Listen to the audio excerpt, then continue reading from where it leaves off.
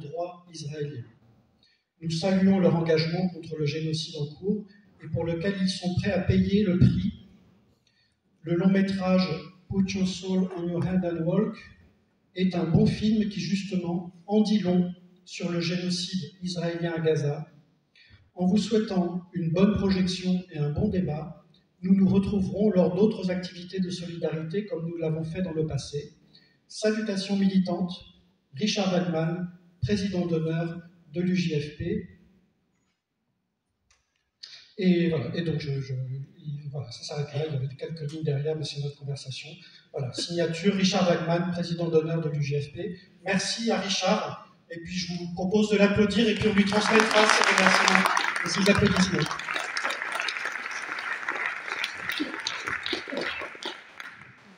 Alors, pour démarrer cet échange, on a un micro qui va circuler dans quelques instants parmi vous. Si certains d'entre vous souhaitent réagir, exprimer un avis, une opinion, ou poser une question à la suite de ce film. Dans un premier temps, je voudrais passer la parole à nos invités, à commencer par Nadine Aboualeja. Nadine, tu es la deuxième secrétaire de l'ambassade palestinienne en France. Je souhaitais recueillir ta réaction au visionnage de ce film, et puis peut-être, si tu le souhaites, dans ta prise de parole, nous resituer également quelques enjeux de la situation actuelle en Palestine. Je te donne la parole. Bonsoir, Madame la maire, chère Marielle, chers Jean, et chers camarades. Merci beaucoup pour l'organisation et aussi pour votre présence ce soir. Permettez-moi tout d'abord de rendre hommage à Fatma, qui a été tuée par le gouvernement israélien, comme beaucoup d'autres journalistes à Gaza. C'est très difficile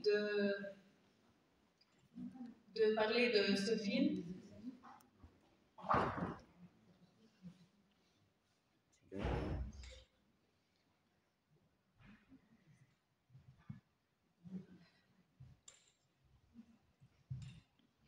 C'est le moment de respiration dont on a tous besoin, je crois, pour se remettre un petit peu de l'émotion et de la force de ce documentaire.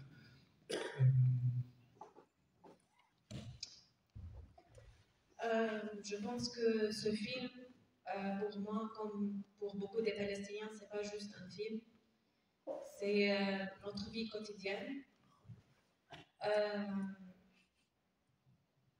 Si je parle de moi-même, je suis arrivée ici en France il y a 2 ans, 1 mois avant la guerre. Ce qu'on a vu dans le film, je peux dire que c'est la vie quotidienne de chaque Palestinien qui habite à Gaza, mais même aussi au Cisjordanie. On a vu pendant le film que parfois, quand on entend des chiffres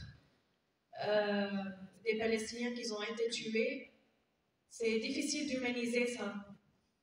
C'est très important de voir des films comme ça parce que ça humanise les Palestiniens.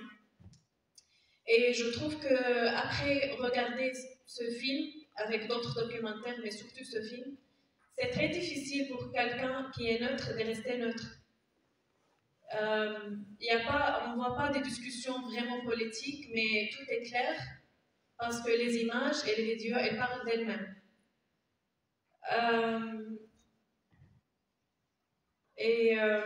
Je pense que ce que Fatma a fait, c'est de transmettre le voix de tous les Palestiniens. Et comme Daniel a dit que maintenant, après 2 ans de génocide, la situation en Palestine, c'est vraiment très difficile partout. Mais surtout à Gaza, où il y a beaucoup de familles qui ont perdu des proches, où il ne reste ni maison, ni école, ni hôpital, ni université. Tout est détruit. On parle de presque 90% de Gaza qui est détruit, complètement détruit. Mais en même temps, on voit l'espoir, on voit que les Palestiniens, ils ne sont pas juste des chiffres. Ils sont des humains avec des rêves, avec des espoirs, qui sont aussi, qui rêvent de la future. Malheureusement, la future de Fatma a été détruite, mais il reste encore 2 millions de Palestiniens à Gaza qui ont des rêves. On a parlé de la reconnaissance par la France. Je pense, si je parle de moi, mais pas comme un officiel, pas comme quelqu'un qui travaille pour le gouvernement, mais comme Palestinien, ce que j'ai senti par la reconnaissance par la France et d'autres pays qui s'en suivent, c'est que c'était la reconnaissance de mon existence, de le droit à l'autodétermination, que je suis vue et je suis entendue comme les Palestiniens qui sont en Palestine, mais surtout à Gaza. Merci encore une fois pour votre présence et j'espère après d'avoir des questions-réponses. Si vous avez des questions, n'hésitez pas. Je donne la parole à mon cher François. À toi la parole, Jean-François.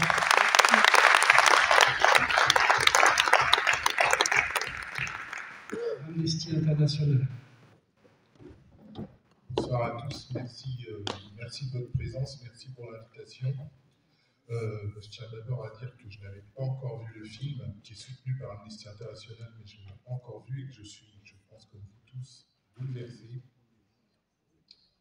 Voilà, c'est vraiment bouleversant. C'est important pourquoi on soutient ce film. Il est doublement important, justement, Inadi l'a très bien dit, parce que derrière les chiffres, derrière la réalité, enfin une réalité qui est malheureusement très contestée aussi, il y a des gens tout simplement de l'humain. Et Amnesty International, on nous reproche parfois, quand on fait des actions, on nous reproche parfois de mettre en avant une personne. Mais voilà, pour nous, l'humain, c'est très important. Et quand on met en avant la situation d'une personne, c'est justement pour dénoncer ce que subissent toutes les autres derrière. Voilà, c'est des débats qu'on a régulièrement. Et là, pour le coup, c'est frappant. Et le film, évidemment, c'est une plongée directe dans le génocide en cours, avec la vie quotidienne, un sourire incroyable, mais une vie quotidienne qui est brisée. Et puis les photos qui nous montrent la situation, c'est très très important.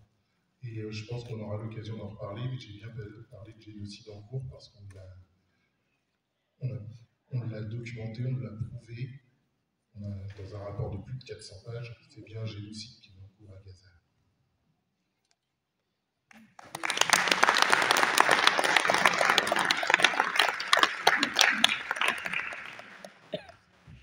Est-ce qu'il y a des réactions, des questions? Est-ce que parmi vous, quelqu'un souhaite exprimer un ressenti ou poser une question? Vous avez la parole, on est entre nous, il n'y a pas de questions, comment dire, il n'y a pas de questions sottes, il n'y a pas de réaction qui ne mérite pas d'être exprimée, donc allons-y.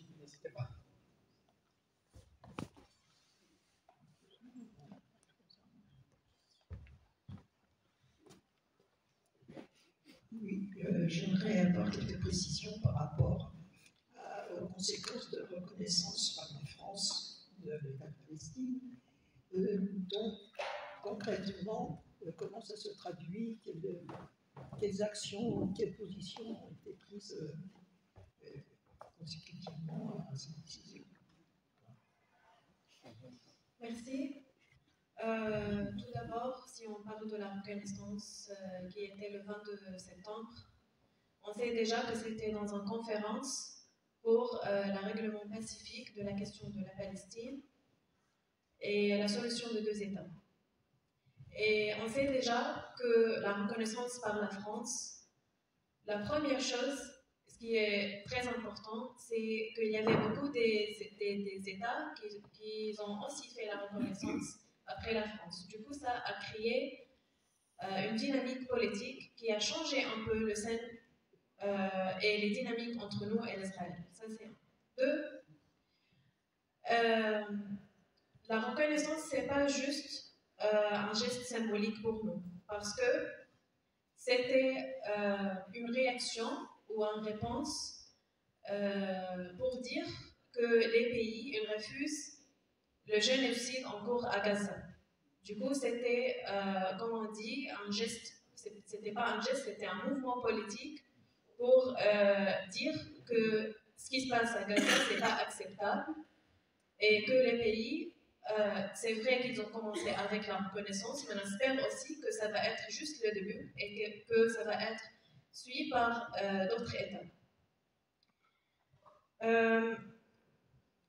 Aussi, je pense que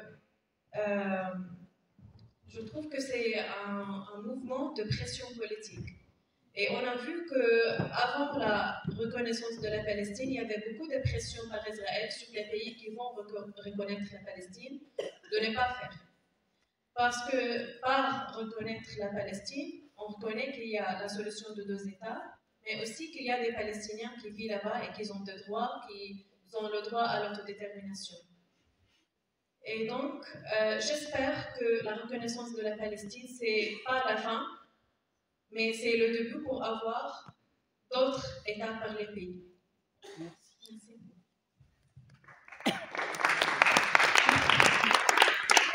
Est-ce qu'on a pu savoir si le bombardement sur la maison de Fatma et le meurtre de toute la famille a été un bombardement comme un autre sur Gaza? Aussi le fait que le film avait été sélectionné à Cannes ait pu expliquer qu'elle était particulièrement visée? Je veux bien répondre. C'est alors un bombardement comme un autre à Gaza.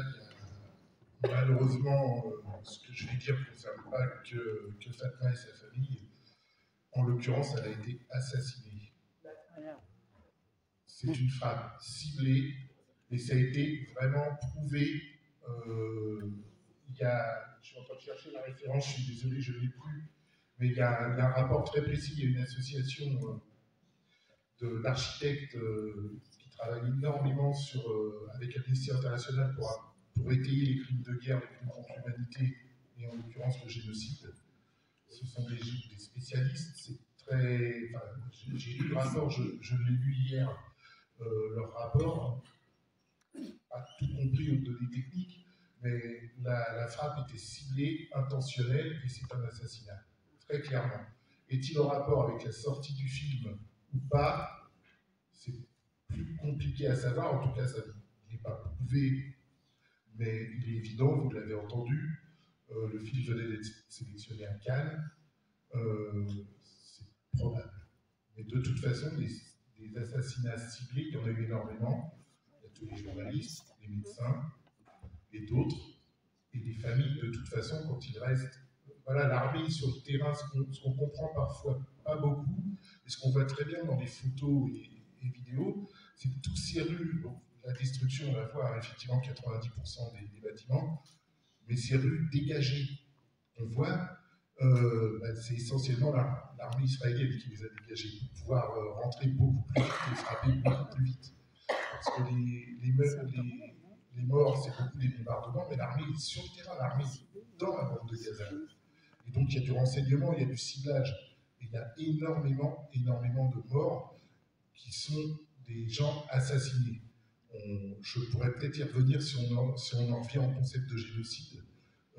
C'est pas une opinion de génocide, c'est un crime au regard du droit international. Et ce point-là n'est pas anodin parce qu'il fait partie des points qui permettent de prouver qu'il y a génocide. Aussi, je voulais juste peut-être commenter sur la question. Fatma, ce n'était pas la première journaliste qui a été ciblée par l'Israël. On sait déjà, on a vu dans le documentaire qu'il y avait beaucoup de journalistes qui ont été assassinés par Israël. Et on sait déjà ce qu'ils essayent de faire, c'est de cacher leur réalité. Malheureusement, pour eux, dans ce film, ça fait l'inverse parce que le film est plus maintenant regardé et on a vu qu'ils n'ont pas réussi à cacher la réalité ni à Gaza, ni la réalité qu'ils ciblent et tuent et assassinent les journalistes. Juste pour rajouter un mot par rapport à ce que je disais, ça c'est vraiment pour ceux qui veulent creuser. Les rapports d'Amnesty International sont disponibles gratuitement, on peut les télécharger, on peut vous donner les liens. Et le rapport dont je parlais sur l'assassinat de Fatima Souna, j'ai le lien aussi, voilà, après la discussion, on pourra en discuter, je pourrais vous le donner. Après, c'est très, très technique, mais bon, c'est intéressant de voir comment on travaille quand on veut dénoncer ce genre de choses. Le complément à cette question, enfin le complément de réponse, on peut prendre l'exemple d'un autre film qui a été sélectionné, primé d'ailleurs, en 2025 aux Oscars. Certains d'entre vous l'ont vu, Nose Around. On a eu le plaisir d'accueillir Hamdan Ballal, qui a été chercher la statuette aux États-Unis lors de la remise du prix. On a eu le plaisir de l'accueillir à Noisiel, à la Ferme du Buisson, puisque nous avons projeté ce film en partenariat avec le cinéma de la Ferme du Buisson. Hamdan Ballal était là pour animer le débat. Et il faut savoir que Hamdan Ballal, de retour en Cisjordanie, a été agressé par des colons. Et l'un des co-réalisateurs du film a d'ailleurs été tué quelques mois après la diffusion de ce film. Donc, en réalité, je crois que au-delà des hypothèses, il y a quand même une certitude.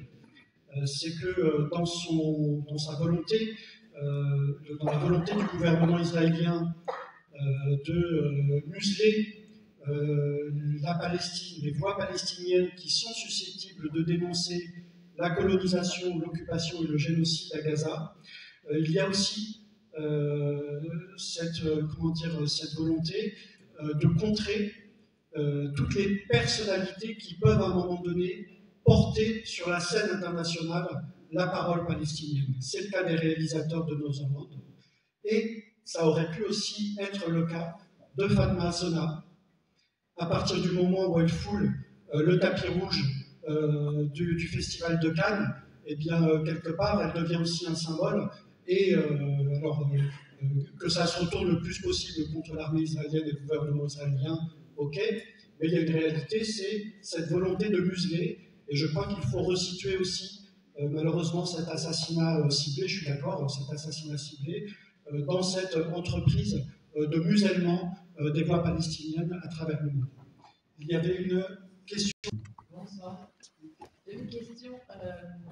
Que pensez-vous en fait que la reconnaissance en fait de la Palestine par la France et que ça fait tout un chemin assez long, 2 ans en fait pour reconnaître la Palestine. Qu'est-ce que vous en pensez? Est-ce que vous ressentez? Est-ce que vous avez une position particulière, un sentiment particulier contre le gouvernement français? Et en parallèle, une question en fait qui me vient en tête aussi, l'absence de soutien des pays arabes. Je pense que c'est important. Je pense que Israël, sans l'appui des Américains, n'aurait pas pu empêcher cette chose. Sur la reconnaissance, je pense que j'ai déjà exprimé que, comme palestinienne, c'était pas juste la reconnaissance de 2 États. C'était pour moi la reconnaissance de mon existence, mon droit comme palestinienne à l'autodétermination. Si on parle au niveau de politique, j'ai dit que ça a créé une dynamique qui a changé un peu la façon dont les pays agissent par rapport les actions israéliennes. C'était un message fort. C'est énorme, 2 ans, c'est énorme. Nous, comme Palestiniens, je pense que vous avez vu, même dans les vidéos, que ce qu'on fait, c'est de toujours voir la positive. Oh, c'est vrai que c'est un peu tard, mais en même temps, je suis heureuse, comme tous les Palestiniens, que ça a finalement arrivé. Et ce que j'ai dit, c'est que j'espère, et je sais déjà, que ça ne va pas être la fin, c'est un début pour encore continuer. On sait qu'il y avait la visite de notre président il y a quelques jours. C'était la première visite officielle entre deux États.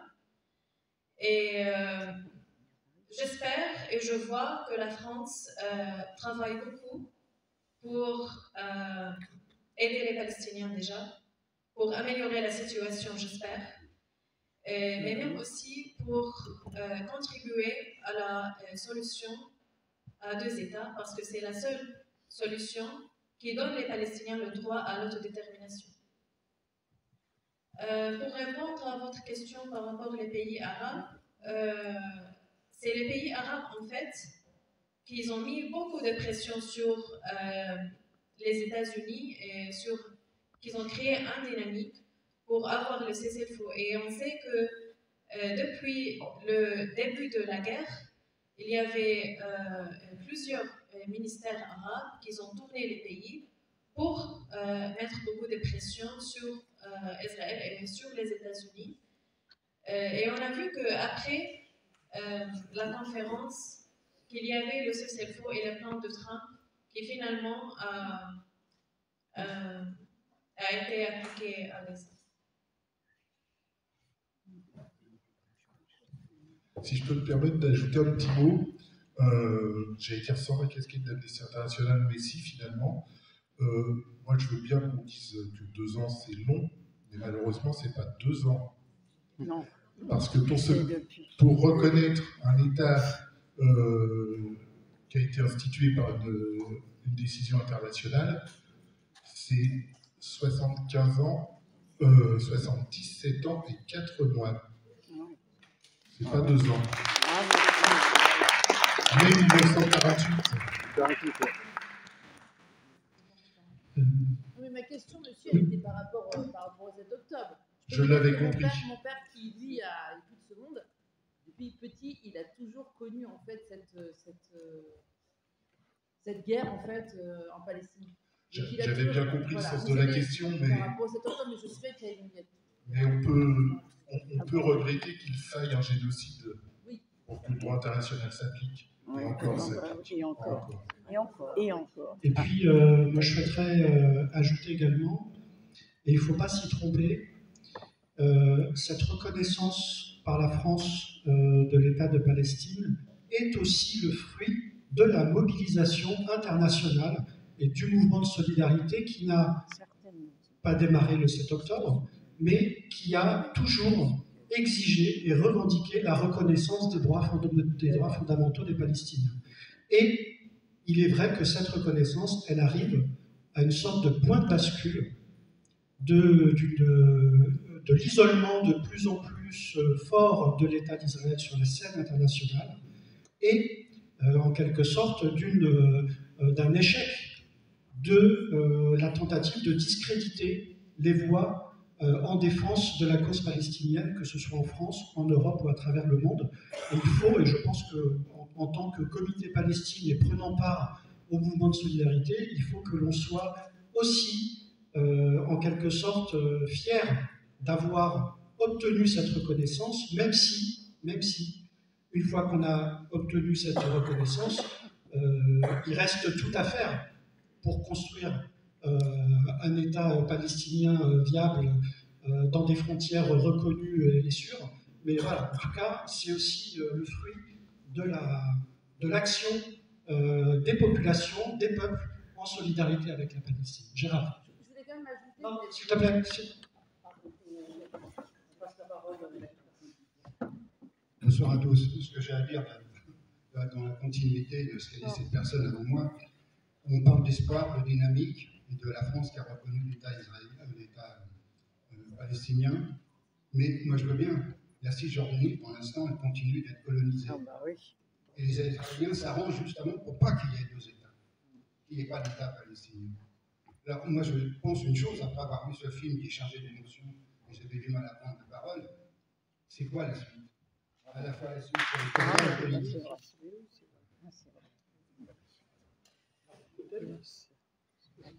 Je vous propose qu'on prenne d'autres interventions, puis on essaye après de faire des retours, des réponses groupées. Un film très émouvant. Allah Rahman, Shara fait partie des martyrs au paradis. Ça, il n'y a aucun doute, elle aura une vie beaucoup plus belle là où elle est, Fatma Hassouna, que là où elle était. On le croit vraiment. Alors là, c'est une question qui n'a rien à voir avec le film, c'est plus aussi d'actualité par rapport aux prisonniers palestiniens, donc ça s'adresse plus à Amnesty International.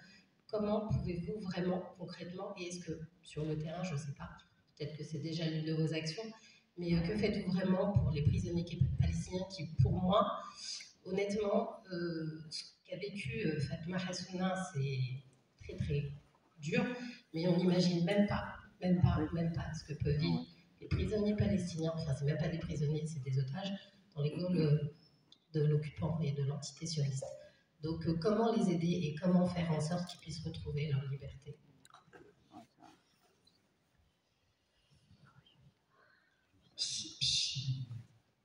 Vous voulez réagir, répondre? Jean-François, peut-être répondre à cette question qui est très spécifique avant qu'on reparte dans le débat plus large qui a été initié avant. Alors, déjà, la première chose, et ça c'est ce qu'on fait depuis des années, c'est de documenter, de dénoncer, parce que vous parlez de prisonniers palestiniens. Ces prisonniers sont de différentes natures, et là aussi, au regard du droit, il y a des choses qui sont plus intolérables que d'autres et plus faciles à obtenir que d'autres. Je rappelle qu'en Israël, c'est un des rares pays au monde où on peut être emprisonné sans procès, par une décision qui n'est pas judiciaire, juridique, mais une décision administrative. C'est la détention administrative. L'essentiel des gens qui sont dans les geôles israéliennes aujourd'hui le sont de cette façon-là. C'est-à-dire qu'il n'y a pas de justice du tout pour le coup. Déjà le dire, le faire savoir, parce que là aussi l'opinion, Daniel parlait tout à l'heure du poids de l'opinion internationale, c'est important. Sur ce sujet-là, comme sur les autres qui touchent à la Palestine, mais beaucoup d'autres problèmes de droits humains, l'opinion n'est pas forcément au courant. Quand on parle de prisonniers, et on a bien vu avec les échanges d'otages, on a bien vu ce qui pouvait être dit, ou voilà, on parlait de terroristes, de meurtriers, ce qui étaient quelques-uns, mais d'une infime minorité, ce n'était pas le cas des autres. Et voilà, il faut vraiment passer l'information sur ces personnes qui sont en prison, pour quelles raisons, est-ce qu'elles ont été jugées, dans les cas où elles l'ont été, est-ce qu'elles l'ont été par un jugement équitable, c'est un deuxième niveau. Il y a le problème des mineurs aussi, le nombre d'enfants dans les geôles israéliennes, le nombre d'enfants palestiniens évidemment dans les geôles israéliennes est monstrueux. Et puis, j'ai perdu le deuxième point que je voulais aborder. Voilà, déjà l'information c'est très important. Après concrètement, nos armes, nous c'est des stylos, hein, donc réclamer la libération. Et je l'ai dit tout à l'heure, il nous faut prendre des exemples humains justement pour rester humains. Donc on a des systèmes qu'on appelle les actions urgentes, etc. On va réclamer la libération d'une personne en particulier à un moment donné. Mais évidemment, c'est les symboles de tous les autres. Et ce qu'on demande en l'occurrence, parmi les attentes sur la situation actuelle, c'est de toute façon la libération de tous les prisonniers palestiniens, et notamment de ceux qui n'ont pas été jugés, qui n'ont rien à faire en prison.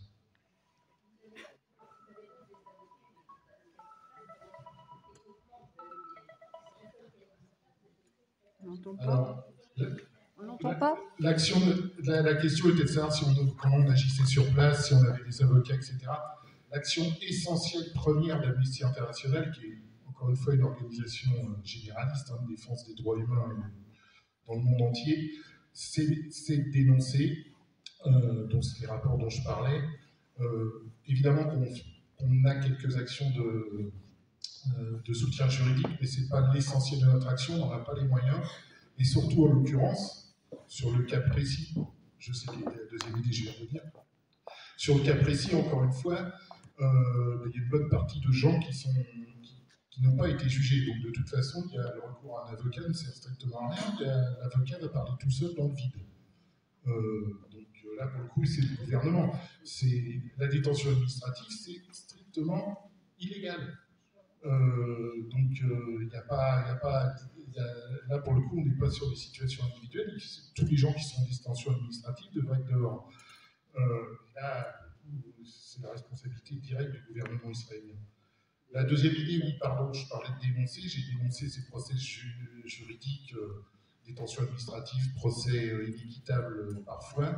La deuxième chose, c'est évidemment les conditions de détention, mais vous y avez fait allusion, la torture notamment, et les autres problématiques. Voilà. Mais notre action, elle est d'abord dans les rapports, dans l'enquête de terrain, pour le coup, beaucoup plus que dans le soutien, parce que on n'a malheureusement pas les moyens, on aimerait bien, mais voilà, il y a plus de 4000 prisonniers palestiniens, plus un nombre impressionnant de gens qui n'ont rien à faire en prison dans d'autres pays. C'est évidemment un challenge très très lourd. Voilà. Pour cette question un peu pointue, mais il y a peut-être d'autres questions, on était sur l'avenir beaucoup plus large de la Palestine. Pour le Cisjordanie, première chose, il faut savoir que ce qu'on voit en Cisjordanie, ce n'est pas séparé de ce qu'on a vu à Gaza ou ce qu'on voit toujours à Gaza. Le génocide, c'est partout dans la Palestine. Peut-être en Cisjordanie, c'est dans une autre forme ou manière, mais c'est aussi le génocide. Quand je vous dis ça, c'est parce que moi, personnellement, je viens de camps de réfugiés Jénine. Et quand on regarde les images qui sortent de camps de réfugiés, on a l'impression que c'est des images qui sortent de Gaza. Chaque jour, le gouvernement israélien annonce des colonies. Les colons, ils sont armés partout, ils attaquent les civils, ils attaquent les Palestiniens partout. Pour répondre à votre question, je pense que les Palestiniens, ils savent que le seul moyen qu'on a, c'est le droit international. Et il y avait un clip dans le film qui était très très important, c'est le cours de justice internationale qui a jugé que l'occupation de l'Israël de la Palestine est illégale, que ça doit cesser, et que les pays qui ont signé sur les accords, ils ont une responsabilité de prendre des mesures pour mettre fin à l'occupation. Et c'est ça ce qui est important. Nous, avant le 7 octobre, en fait, on a alerté tout le temps que la situation à Gaza va exploser. Et on a entendu des phrases que la question de Palestine, c'est maintenant pas sur la table, c'est pas très important. Et après, il y avait le 7 octobre, malheureusement. Et maintenant, en Cisjordanie, encore en alerte, on dit que la situation en Cisjordanie, c'est très dangereux, ça va exploser. Et on espère que la communauté internationale, en utilisant le droit international, ils vont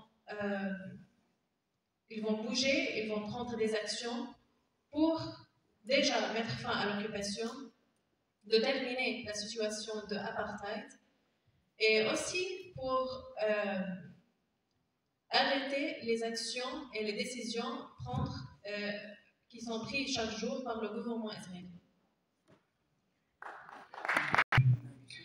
Des prisonniers. Alors, dans la charte du Comité Palestine, ça fait partie de l'une de nos revendications, c'est-à-dire la libération de ce que nous on appelle les prisonniers politiques palestiniens, parce qu'à un moment donné, l'instrument de la détention, quand vous allez en Cisjordanie, quand vous rencontrez des Palestiniens, je ne crois pas me tromper en disant que la quasi-totalité des Palestiniens que j'ai pu moi rencontrer lorsque je me suis rendu sur place pouvaient témoigner du fait d'avoir passé un temps de détention. Ils ont tous fait de la prison. Tous les Palestiniens, à un moment donné, adultes, sont passés par la case de prison. Et donc, on comprend que ça va bien au-delà, si vous voulez, du fait d'arrêter des gens pour avoir commis quelque chose. Ça va bien au-delà. C'est un instrument systématique qui est destiné à broyer, qui est destiné à dissuader, qui est destiné à punir. Et dans ce cadre-là, il faut aussi comprendre la question des prisonniers politiques palestiniens du point de vue de l'outil politique de l'État d'Israël qui accompagne finalement l'entreprise d'occupation et de colonisation systématique.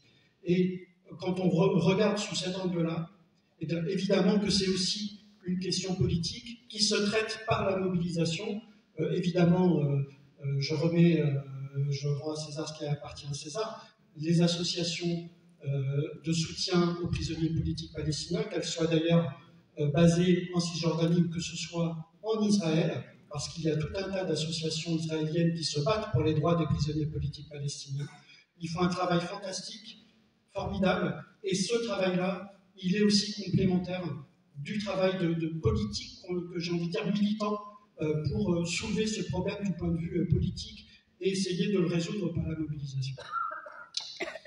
Tu voulais rajouter quelque chose, Jean-François? Oui, sur le dernier point, alors ça va être en 2 mots, la situation des associations israéliennes est de plus en plus difficile, comme dans de nombreux pays, comme en Russie, elles sont aujourd'hui, il y a de nouveaux statuts, etc., elles sont considérées comme traîtres, et leur situation juridique se complique, leur situation financière aussi, celles qui travaillent sur les prisonniers et puis sur d'autres sujets. Je ne doute pas pour celles qui ont dénoncé le génocide, et qu'il y en a, B'Tselem en particulier. Voilà. Et sur la décision, ce qui est très important, je voulais revenir en 2 mots sur la décision de la Cour internationale de justice sur l'occupation. C'est vraiment fondamental. D'ailleurs, ça a été suivi d'une résolution de l'ONU le 18 septembre, demandant à la fin de l'occupation avant le 18 septembre 2026. Après, bon, les résolutions de l'ONU, malheureusement, depuis 1948, il y en a un certain nombre qui ne sont pas appliquées, mais c'est très important, encore une fois, on l'a dit, c'est ce seul biais, c'est la pression internationale. Je voulais revenir pourquoi elle est vraiment fondamentale, parce que ça peut paraître une évidence ou pas, mais l'occupation en tant que telle n'est pas illégale au regard du droit international. Un pays en guerre peut occuper le pays contre lequel il est en guerre. Et là, en l'occurrence, la décision de la Cour internationale de justice, elle a dit oui, mais là, on est bien au-delà de ça. On est sur une occupation qui dure depuis très longtemps, avec un certain nombre de choses qui elles, sont illégales. La colonisation est illégale. Autant on peut occuper son voisin, mais on ne peut pas y installer ses populations civiles, ce que fait Israël depuis très longtemps. Voilà. Le système d'apartheid qui existe en Israël aussi, dans les territoires occupés, dans les camps de réfugiés. Voilà, tout ça, ça a fondé cette décision.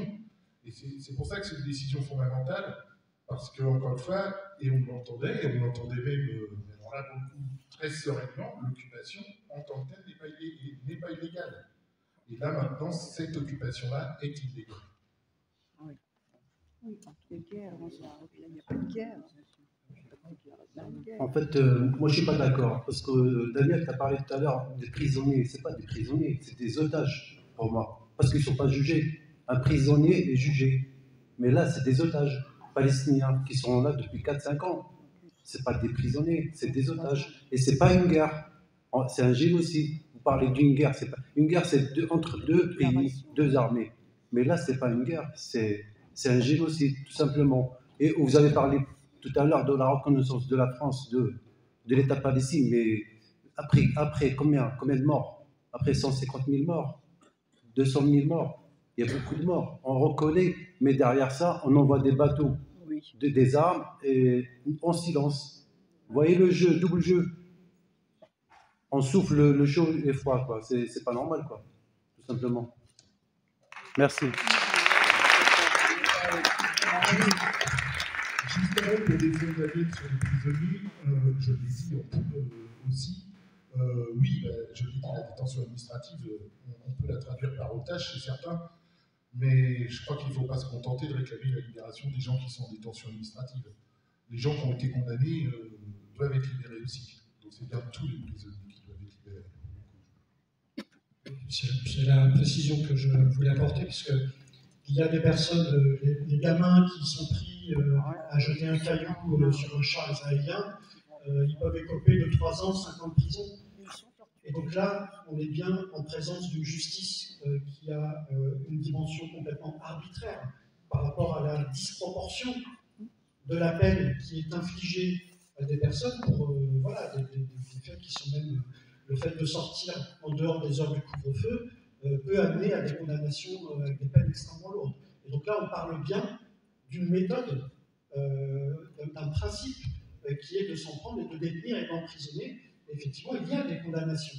Et là, on parle plus.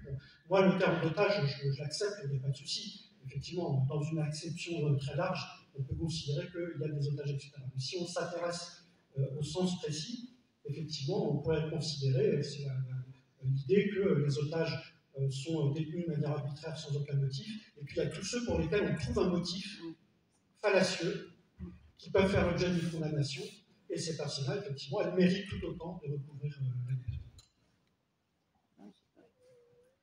Moi, je voudrais profiter déjà qu'il y ait une représentante dans l'ambassade de Palestine pour demander, alors déjà deux choses, parce que je me demandais en fait où en est la circulation d'infos et la transmission d'informations actuellement en partance de Gaza.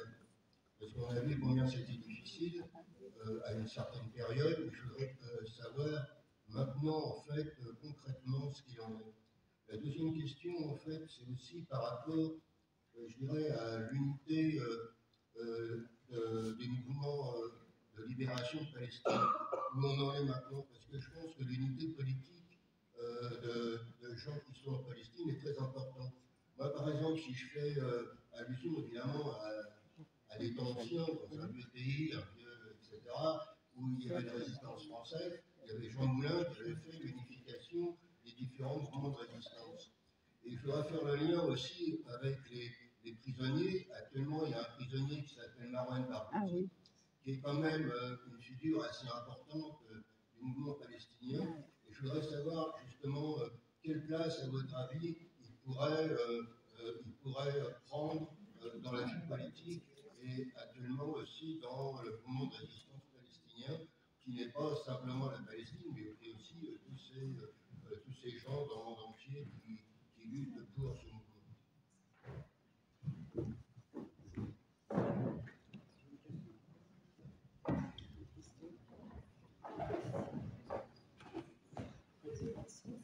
D'autres questions? Oui, juste une question, quelque chose qui me tient à cœur. En 2026, il y a des élections en Israël. Vous êtes bien d'accord? Aujourd'hui, on sait que la Cour internationale a livré un certain nombre de messages par rapport au gouvernement d'extrême droite de Netanyahou. Et l'année prochaine, il y a des élections. Ce matin, j'ai écouté un débat justement sur ces élections et où certains journalistes, alors je ne veux pas, mais je l'ai entendu, qui disaient qu'effectivement, il y avait toutes les chances pour que Netanyahou soit réélu. Donc moi, mon sentiment personnel, c'est une peur énorme, parce que j'ai l'impression qu'effectivement, avec tous les constats qu'on fait, tous les films que j'ai vus, toutes les luttes que j'ai menées depuis longtemps pour le droit de la Palestine, j'ai l'impression que ça ne va jamais s'arrêter. Jamais. Aujourd'hui, il y a un cessez-le-feu en l'espace de 15 jours, encore 250 morts en Palestine. Et je me dis que si l'année prochaine, il y a le malheur pour que ce gouvernement d'extrême droite soit réélu, mais qu'est-ce que va devenir la Palestine? Et franchement, c'est un sentiment qui me fait excessivement peur.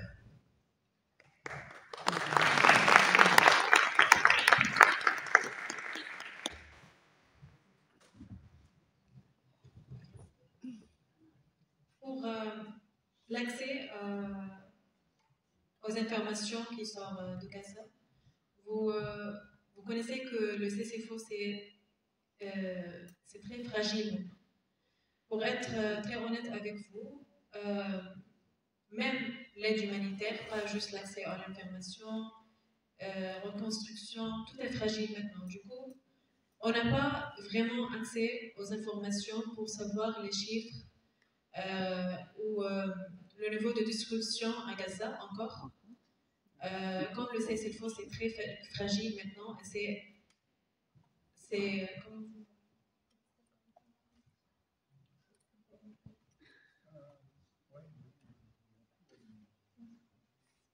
donc jusqu'à maintenant, on n'a pas des informations solides sur les victimes ou les informations parce qu'il n'y a pas accès à Gaza. On n'a pas accès à entrer à Gaza. Même l'aide humanitaire, ça n'entre pas comme il faut, comme les accords qui ont été signés par les partis.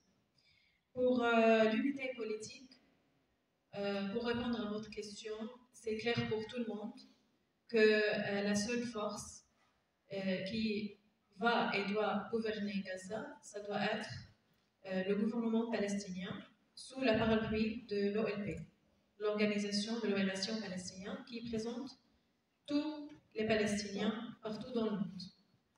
Et aujourd'hui, on entend que sortent des informations sur les médias qui parlent de force tunisienne ou force arabe ou force internationale.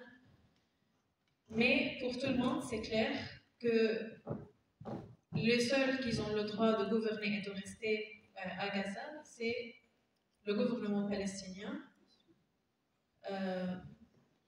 qui sont des Palestiniens qui vont être là. On ne va pas changer une occupation par une autre occupation. Et pour votre réponse sur Marwan al-Barghouti, je sais qu'il y a beaucoup de solidarité, il y a beaucoup de travail qui est fait pour libérer ni juste Marwan al-Barghouti, qui est considéré l'un des leaders de la Palestine, mais aussi pour tous les prisonniers, les otages qui sont maintenant en prison israélienne. Et vous avez commenté aussi sur les termes qu'on utilise. Vous avez dit qu'il faut dire otage. Moi, je dis que tous les Palestiniens maintenant, ils sont des otages. Parce que moi, aujourd'hui, si je suis en Cisjordanie et le gouvernement israélien décide de fermer les entrées de chaque ville ou chaque village, je suis otage dans ma ville, au village. À Gaza, pendant 17 ans maintenant, 19 ans, les gens, ils ont été dans une prison en ciel ouvert. Donc, ce n'est pas juste les otages dans les prisons israéliennes, c'est aussi tous les Palestiniens qui ont pris en otage. Vous êtes d'accord? Sur Netanyahou et la perspective d'élection en Israël. Ça serait bien.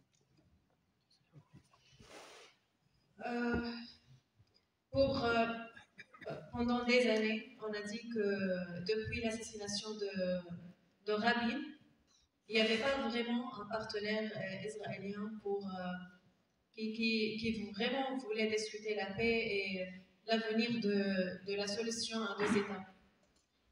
On voit aujourd'hui que les Israéliens, ils sont de plus en plus avec l'extrême droite. Ce qui fait peur, comme vous avez dit, mais ce qui est aussi triste, parce que je trouve que même la société israélienne, où il y a des voix qui sont pour la création de l'État de la Palestine, on n'entend pas ces voix. Et donc, je trouve que aussi ça fait partie de la responsabilité internationale de première chose, sensibiliser les Israéliens sur l'importance d'humaniser les autres. Parce que pendant des années, ils ont vu le Palestinien comme un animal. Et ils ont entendu ça dans les médias. Et petit à petit, ils ont commencé à déhumaniser les Palestiniens au point qu'ils pensent que les Palestiniens, ils n'ont ni le droit de vivre, ni le droit d'avoir un État, ni le droit de mouvement. Donc, c'est important, de première place, de sensibiliser la société israélienne, et de deux, de donner force aux voix qui soutiennent la paix entre la Palestine et l'Israël. Pour les élections, on va voir. J'espère, je pense, même si ce n'est pas l'extrême droite, c'est quoi l'alternative maintenant en Israël? Comme chez nous. Pour compléter légèrement cette question, c'est vrai qu'on est quand même dans une situation aujourd'hui qui est beaucoup moins confortable. pour le gouvernement d'extrême droite, Netanyahou et ses ministres, d'une part parce que, vous l'évoquiez, ils sont un certain nombre sous le coup d'un mandat d'arrêt de la Cour pénale internationale. Et il y a, on vient d'entendre le président turc évoquer le fait qu'il n'hésitera pas à appliquer un mandat d'arrêt si jamais il a la possibilité à la faveur d'un déplacement, etc. etc. On n'en est pas là encore en France, parce que vous savez que notre gouvernement français, d'un côté, reconnaît l'État de Palestine, et de l'autre, autorise le survol de notre espace aérien par les avions qui transportent Netanyahou, alors qu'ils ont l'obligation de procéder à son arrestation. Mais c'est vrai que j'ai tendance à croire que le monde est un petit peu moins sûr pour Netanyahou et ses sbires à partir du moment où ils sont sous le coup d'un mandat d'arrêt de la CPI. Alors, ça ne veut pas dire qu'ils sont inquiétés à l'intérieur de leurs frontières, mais ça veut dire qu'ils y regardent à deux fois et ils savent qu'ils sont aujourd'hui persona non grata dans tout un tas de pays. Et à tel point d'ailleurs, j'écoutais hier une intervention d'un député à la Knesset qui, vous savez qu'il y a une affaire en ce moment en Israël, puisqu'il y a des vidéos du viol ou de l'agression d'un détenu palestinien qui ont fuité. On voit des soldats israéliens s'en prendre à cette personne-là, etc. Et donc, il y a une juge d'instruction aujourd'hui qui a été démise de ses fonctions, il y a des poursuites, etc., non pas contre les auteurs, mais contre les personnes qui sont supposées avoir fait fuiter ces informations. Et donc, Netanyahou déclarait quelque chose comme c'est une atteinte à l'image d'Israël, non pas l'acte qui a été commis, mais le fait d'avoir fait tourner ces vidéos-là. Donc, il y a un député à la Knesset qui expliquait que la principale ou la majeure honte, la honte essentielle du gouvernement israélien, c'est pas du tout dans ces actes-là, mais c'est le fait d'avoir aujourd'hui un président, un premier ministre, accusé de génocide sous le mandat d'une cour pénale internationale, et c'est ça, il expliquait que c'était ça, la honte d'Israël, c'est d'être finalement dirigé par un criminel, un bandit et quelqu'un qui est sous le coup d'un mandat d'arrêt. Et ce type de discussion-là, c'est la Knesset, il y a des députés d'opposition, il y en a quelques-uns, il n'y en a pas beaucoup, mais ce type de discussion-là peut avoir lieu dans la société israélienne qui, à mon avis, doit être tiraillée par de nombreuses, comment dire, des opinions extrêmement diverses et partagées par rapport au traumatisme que constitue évidemment le 7 octobre pour toute une partie de la population israélienne, mais c'est surtout tout ce qu'ils ont encaissé comme idéologie réactionnaire derrière.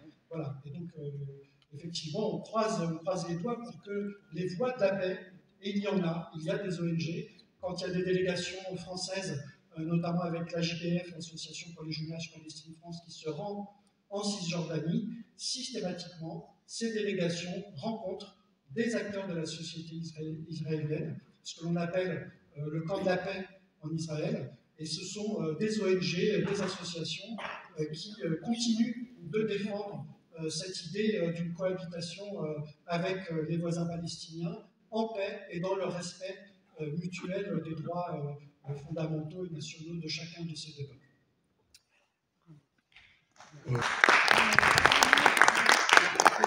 Alors, sur ce qui est des élections, l'administration internationale n'a pas de position politique nulle part. Là, pour le coup, on en a une seule, tu l'as dit, Daniel. La place de Benjamin Netanyahou, c'est dans la Cour pénale internationale. Ah oui. Je veux dire, élection ou pas, devrait déjà plus être Premier ministre. C'est notre seule position sur le sujet. Et juste quand même, le camp de la paix, oui, il s'est beaucoup rétréci d'une part, et surtout aujourd'hui, on a deux camps de la paix. Et ça, j'y reviens, et ça me fait penser justement sur le contexte des élections. Oui, il y a un camp de la paix pour que ce que eux considèrent comme la guerre s'arrête. Par contre, ce camp-là, cette partie-là du camp de la paix se satisfait très bien de la situation d'apartheid et de colonisation. Et ça, c'est quand même très problématique aussi. Il y a juste un petit Vas-y, tout à fait. Aussi, un élément très important, on sait que Netanyahou, il a peur parce que il il va être jugé par les cours israéliens.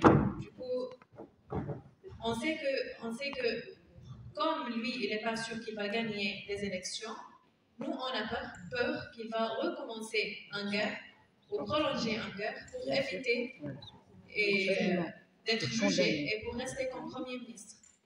Voilà. Et c'est l'une des raisons pourquoi il a prolongé le génocide pendant 2 ans. Donc ça, c'est très important aussi à savoir. Je vous propose qu'on prenne une ou deux dernières, est-ce qu'on utilise le mot guerre ou pas quand on qualifie ce qui se passe. Alors, comment dire, faisons-nous confiance sur l'emploi de ce mot guerre parce que on est unanime, je suppose, dans cette salle pour reconnaître qu'il y a un génocide.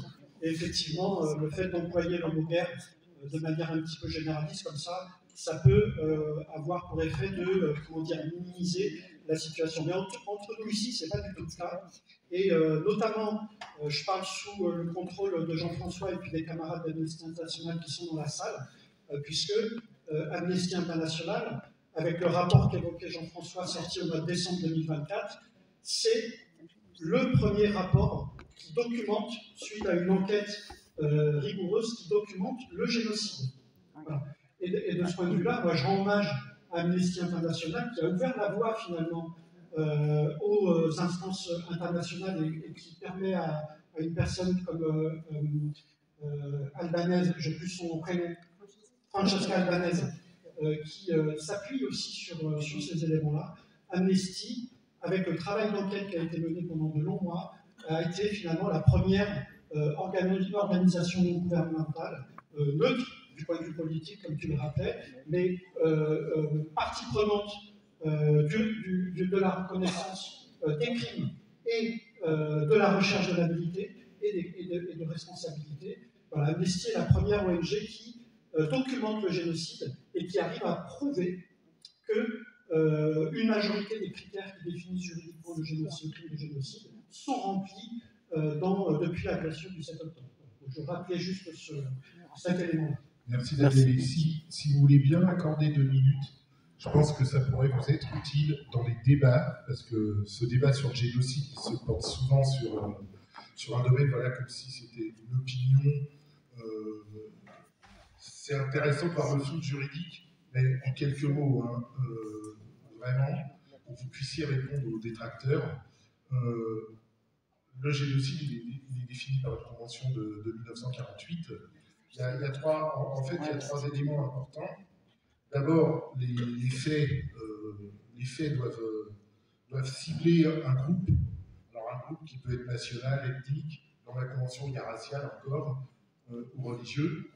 Bon, là on ne va pas discuter des heures pour savoir qu'évidemment il y a un groupe qui est ciblé, un groupe national pour le coup, c'est une évidence. Le deuxième point, il faut qu'il y ait des actes prohibés par cette convention. Il y a 5 typologies d'actes, je vous dirais les 3 qui sont violés très simplement, et ça va rebondir sur le film, ce que je vous ai dit tout à l'heure. Et puis il y a un élément qui est essentiel, et ce n'est pas un élément de nombre, parce que ça j'entends beaucoup, de dire que oui, 60 000 morts c'est horrible, mais c'est pas 6 millions, là, en gros, pardon pour le raccourci. D'abord, c'est pas plus 60 000, c'est beaucoup plus. Il y a des disparus déjà, hein. On oublie toujours de rajouter, enfin on est même à plus de 60 000, mais on oublie toujours de rajouter et 10 à 15 000 disparus. Et les disparus à Gaza, je vous laisse imaginer où ils sont. Voilà. Le troisième critère, c'est l'intention, effectivement, comme Nadine vient de me le dire. Ça, c'est important. Là, le premier, c'est simple. Le deuxième, il y a 5... il y a au moins 3 des 5 actes prohibés par la Convention qui sont faits. Il y a le meurtre, je vous en ai parlé tout à l'heure à propos de Fatma Hassouna. Le meurtre, c'est-à-dire que, encore une fois, je suis désolé, c'est très cynique le droit humanitaire et les droits humains, mais il peut y avoir ce qu'on appelle maintenant horriblement des dommages collatéraux dans un conflit. Ça peut constituer des crimes de guerre, etc. Mais en l'occurrence, quand on cible et qu'on assassine en dehors de tout acte de guerre des gens parce qu'ils sont palestiniens à Gaza, et ça on l'a prouvé, on l'a documenté, je vous l'ai dit tout à l'heure pour Fatma, mais c'est le cas, et dans le rapport, ça a été ciblé sur une période courte, hein, entre octobre et avril 2024. Voilà. Il y a ce point-là. Le deuxième, c'est les atteintes graves à l'intégrité physique de la population générale, et en affamant la population, en détruisant les hôpitaux, en détruisant les écoles, parce que, quand je dis l'intégrité physique, c'est mentale aussi, hein, c'est vraiment l'atteinte à la santé. Voilà, c'est tout ce système là, qui condamne la totalité de la population à mort, hein, pour le coup, parce que la famine, c'est 2 millions de personnes qui la subissent. Et le troisième acte, le troisième acte, c'est les conditions mêmes d'existence. Hein, j'ai mélangé les deux. Moi, je suis pas juriste fin, mais c'est les conditions c'est de mettre en compte les conditions d'existence de la population. Et c'est ce que je veux dire, c'est notamment la famine et la destruction des hôpitaux et tous les moyens de santé. Donc voilà, le génocide, ça s'appuie là-dessus, c'est très clair. Donc voilà, je voulais le partager avec vous. J'ai dit plus de 400 pages tout à l'heure parce que j'étais ému, c'est près de 400 pages, à fond 381 en anglais. Un petit résumé de 30 pages hein, qui est disponible aussi, c'est mieux, en français. Mais déjà avec ça, vous pouvez répondre aux gens qui vous disent mais il y a 2 millions de gens à Gaza, il y en a que ça. Pardon, hein, c'est pas moi qui le dis, c'est les gens qui m'horrifient qui me disent qu'il n'y a que 70 morts et que du coup c'est pas un génocide. Enfin, voilà. Moi je voudrais revenir au génocide. Je pense qu'on est d'accord pour dire que le génocide n'aurait pas pu avoir lieu ou durer pendant 2 ans si les capitales occidentales, la France, les États-Unis, l'Allemagne, n'ont pas soutenu ce génocide en envoyant des armes et complices et qui ont refusé d'appliquer le droit international. Et je pense quand même qu'ils ont une grande responsabilité. Est-ce qu'on peut envisager, dans un avenir très proche, de poursuivre Macron, le chancelier allemand, puis les ministres français des Affaires étrangères et même quelques députés pour complicité de génocide? Merci.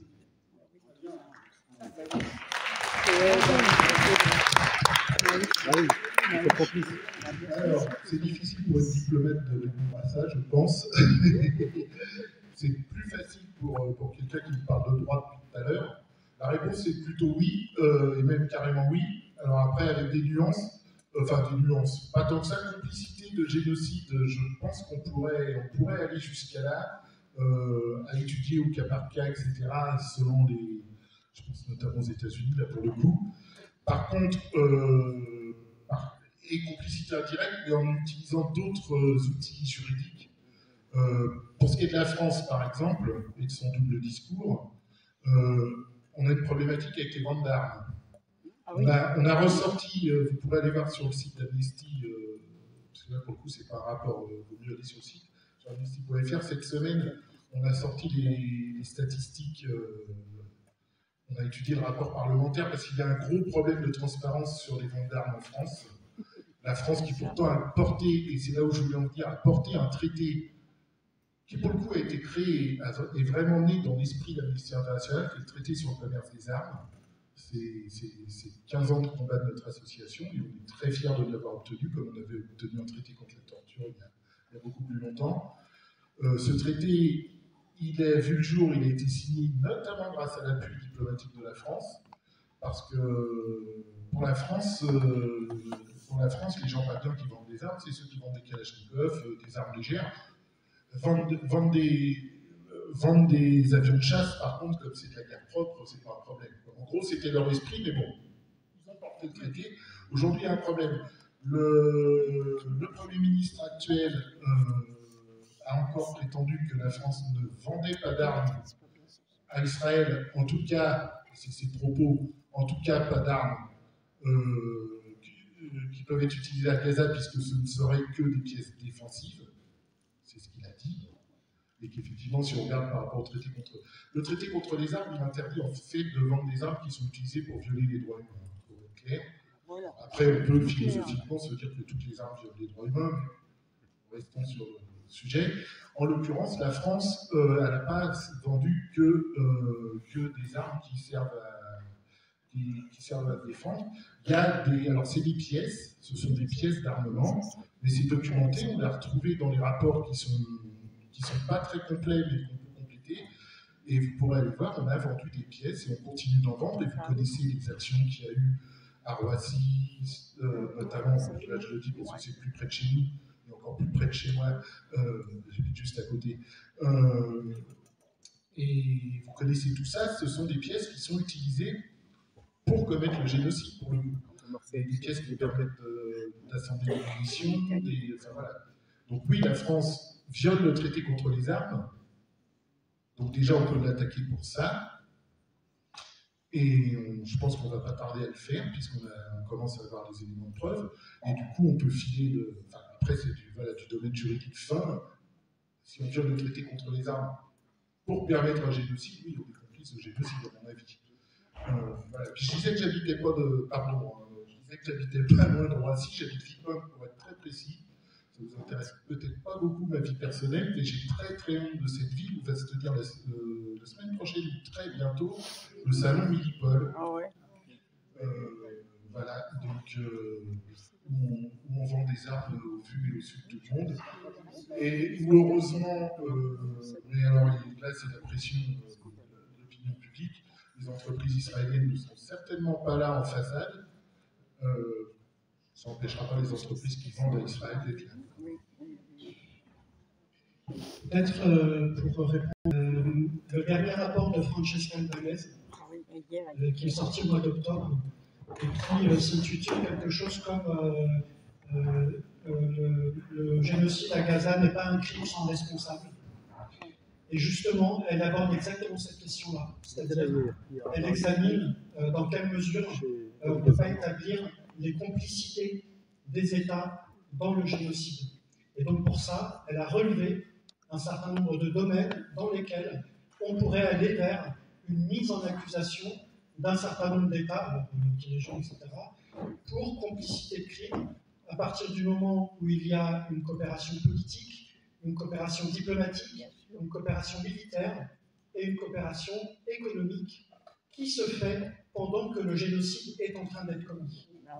Et elle a pointé, effectivement, un certain nombre d'États, du point de vue économique ou humanitaire, enfin dans tous les domaines d'ailleurs, mais sur ce point particulier, par rapport aux États-Unis, elle a pointé la création d'une pseudo-fondation humanitaire censée intervenir à Gaza, mais comme on le sait, cette fondation humanitaire créée de toutes pièces par les États-Unis et Israël a encadré, a accompagné la suppression de l'aide humanitaire normale et a organisé la famine à Gaza.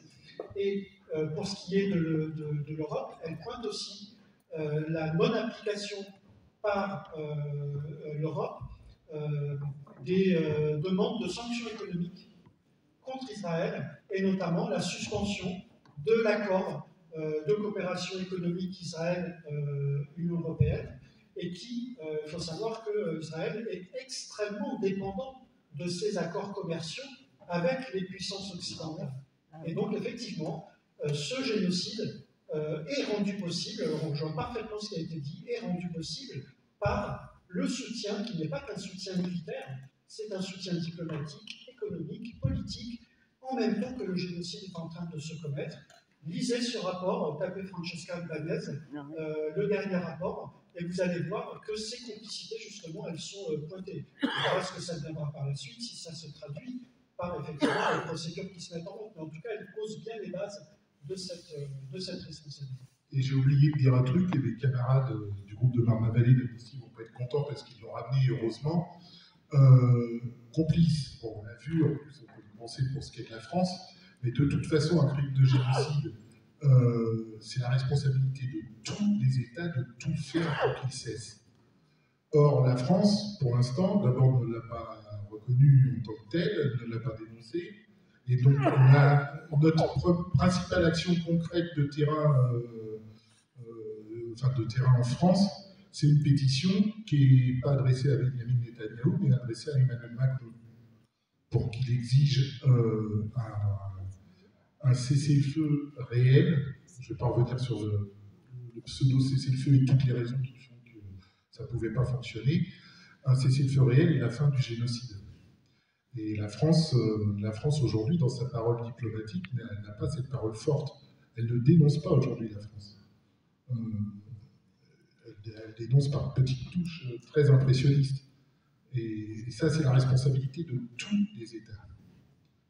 C'est moins concret que les histoires de gendarmes, mais déjà ça passe par là aussi.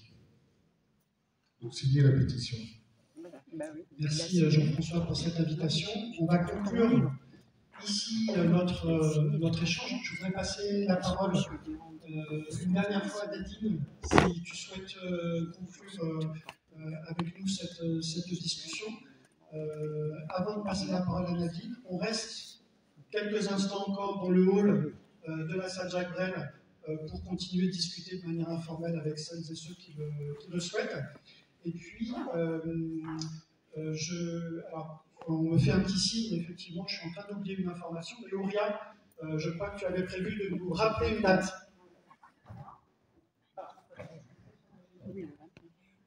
Alors, bonsoir tout le monde. Donc, en fait, j'étais en train de réfléchir. Il y aura une manifestation en fait, nationale donc, qui aura lieu le 29 novembre à 14h, République. Donc, retenez bien cette date, inscrivez-la bien dans vos agendas. Donc, c'est très important, en fait, parce qu'elle est nationale et donc il y aura beaucoup de monde. Et donc, ils vont venir de partout, de Lyon, de province, etc. Nous, on habite à Paris, on est à 25 km, donc il faudra bien faire l'effort. Et notamment, je voulais préciser aussi, hier, j'ai rencontré justement Francesca Albanese, et donc il y a un nouveau livre qui est sorti, donc c'est Lorsque le monde dort. Et donc les premiers mots, écoutez bien, c'est lorsque le monde dort que naissent les monstres. Et ces monstres, nous, on en a déjà beaucoup parmi nous, et le premier d'entre nous, c'est notre indifférence. Donc, elle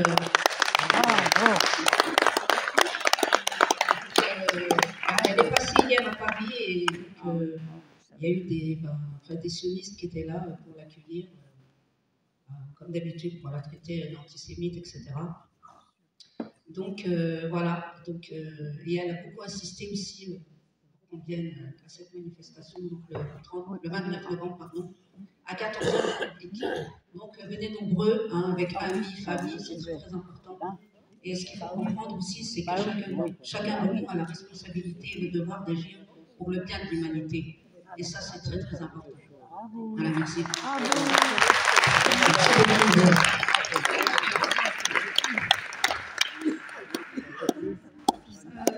Peut-être je termine par vous remercier pour votre présence. Merci à l'association qui a organisé l'événement. Merci à la mairie, à Madame la maire. Et je voulais juste dire que je vois votre force, je vois votre amour pour la Palestine.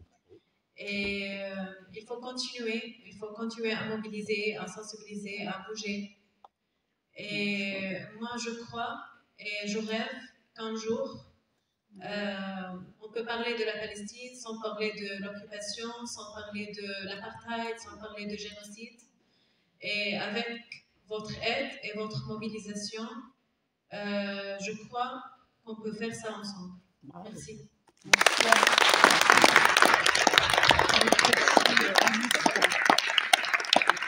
Le dernier mot, Jean-François. Je ne vais pas reparler de Palestine parce qu'on a eu deux très belles conclusions. Merci madame. Juste un petit mot, si vous pensez, pour les cinéastes iraniens, c'est Pili Farsi, ça fait 40 ans qu'elle n'a pas mis les pieds dans son pays. Voilà, l'Iran aussi vit une situation difficile. Il y a des cinéastes en exil, il y en a d'autres qui se battent pour faire du cinéma en Iran.